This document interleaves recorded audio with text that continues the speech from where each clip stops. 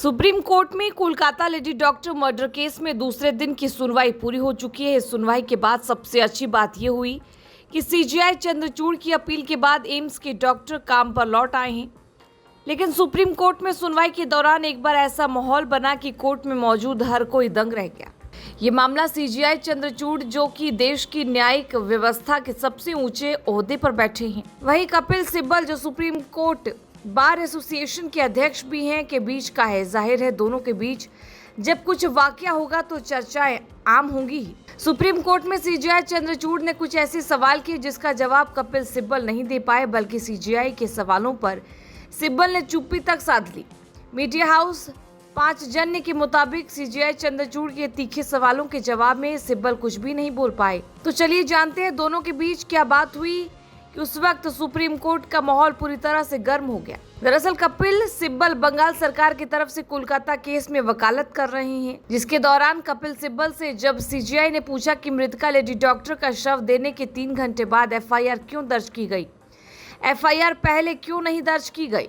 CGI के सवाल के जवाब में सिब्बल ने कहा कि मृतका डॉक्टर के पिता ने ही एफआईआर 11:45 पर दर्ज कराई। सिब्बल की इस दलील पर सीजीआई ने तल्खी से कहा कि अपराध अस्पताल में हुआ तो मृतका डॉक्टर के पिता की गैर हाजिरी में अस्पताल के लोगों को एफआईआर दर्ज करानी चाहिए थी। फिर उन्होंने कपिल सिब्बल से सवाल दागा कि अस्पताल के अधिकारी घंटों तक आखिर क्या कर रहे थे।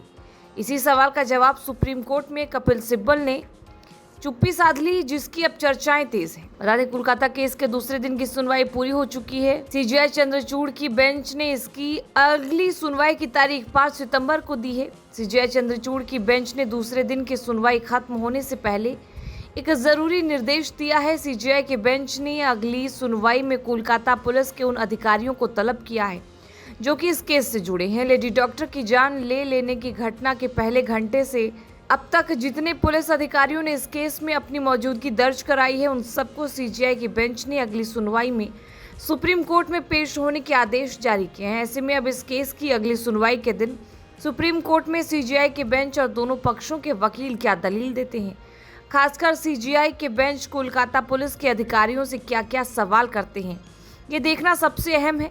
इस खबर में बस इतना ही, लेकिन देश और दुनिया से जुड़ी बाकी की अपडेट्स के लिए बने रहें वाइड न्यूज़ हिंदी के साथ।